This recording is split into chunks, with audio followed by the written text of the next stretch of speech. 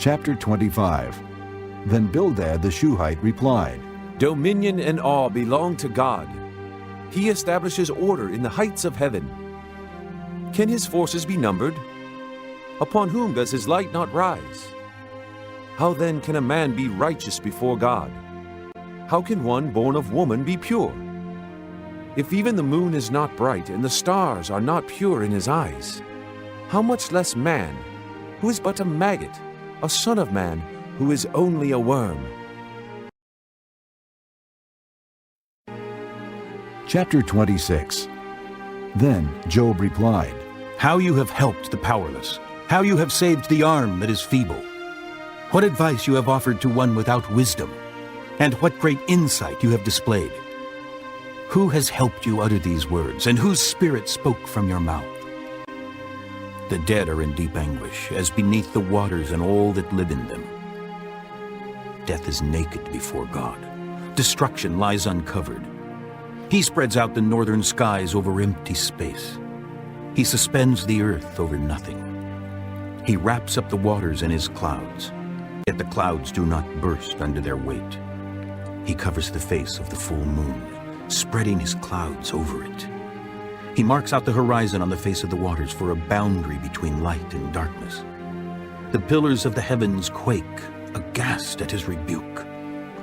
By his power he churned up the sea. By his wisdom he cut Rahab to pieces. By his breath the skies became fair. His hand pierced the gliding serpent. And these are but the outer fringes of his works. How faint the whisper we hear of him. Who then can understand the thunder of his power? Chapter 27. And Job continued his discourse. As surely as God lives, who has denied me justice, the Almighty, who has made me taste the bitterness of soul, as long as I have life within me, the breath of God in my nostrils, my lips will not speak wickedness, and my tongue will utter no deceit. I will never admit you are in the right. Till I die, I will not deny my integrity. I will maintain my righteousness and never let go of it. My conscience will not reproach me as long as I live. May my enemies be like the wicked, my adversaries like the unjust. For what hope has the godless when he is cut off? When God takes away his life? Does God listen to his cry when distress comes upon him? Will he find delight in the Almighty? Will he call upon God at all times? I will teach you about the power of God. The ways of the Almighty I will not conceal. You have all seen this yourselves. Why then this meaningless talk? Here is the fate God allots to the wicked, the heritage a ruthless man receives from the Almighty. However many his children, their fate is the sword. His offspring will never have enough to eat. The plague will bury those who survive him, and their widows will not weep for them. Though he heaps up silver like dust and clothes like piles of clay, what he lays up the righteous will wear, and the innocent will divide his silver. The house he builds is like a moth's cocoon, like a hut made by a watchman. He lies down wealthy, but will do so no more. When he opens his eyes, all is gone. Terrors overtake him like a flood. A tempest snatches him away in the night. The east wind carries him off and he is gone. It sweeps him out of his place. It hurls itself against him without mercy as he flees headlong from its power. It claps its hands in derision and hisses him out of his place.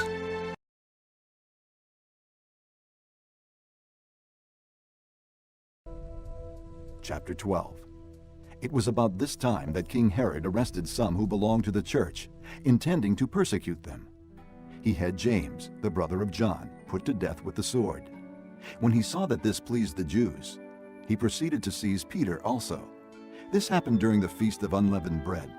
After arresting him, he put him in prison, handing him over to be guarded by 4 squads of 4 soldiers each.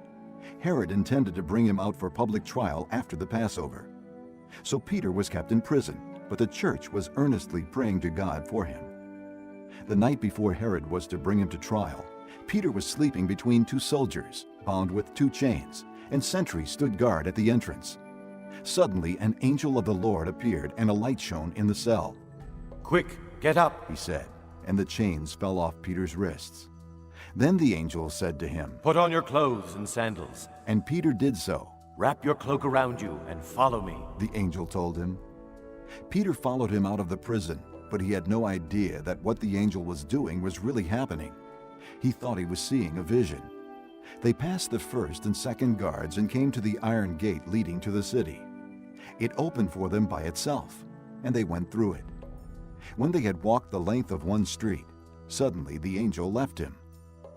Then Peter came to himself and said, Now I know without a doubt that the Lord sent his angel and rescued me from Herod's clutches and from everything the Jewish people were anticipating.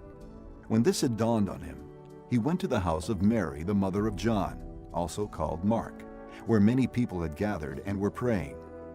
Peter knocked at the outer entrance, and a servant girl named Rhoda came to answer the door. When she recognized Peter's voice, she was so overjoyed she ran back without opening it and exclaimed, Peter is at the door. You're out of your mind. they told her. When she kept insisting that it was so, they said, It must be his angel. but Peter kept on knocking, and when they opened the door and saw him, they were astonished. Peter motioned with his hand for them to be quiet and described how the Lord had brought him out of prison. Tell James and the brothers about this. He said, and then he left for another place. In the morning, there was no small commotion among the soldiers as to what had become of Peter. After Herod had a thorough search made for him and did not find him, he cross-examined the guards and ordered that they be executed. Then Herod went from Judea to Caesarea and stayed there a while. He had been quarreling with the people of Tyre and Sidon. They now joined together and sought an audience with him. Having secured the support of Blastus, a trusted personal servant of the king, they asked for peace, because they depended on the king's country for their food supply. On the appointed day, Herod, wearing his royal robes, sat on his throne and delivered a public address to the people. They shouted, This is the voice of a god, not of a man. Immediately, because Herod did not give praise to God, an angel of the Lord struck him down, and he was eaten by worms and died. But the word of God continued to increase and spread. When Barnabas and Saul had finished their mission, they returned from Jerusalem, taking with them John, also called Mark.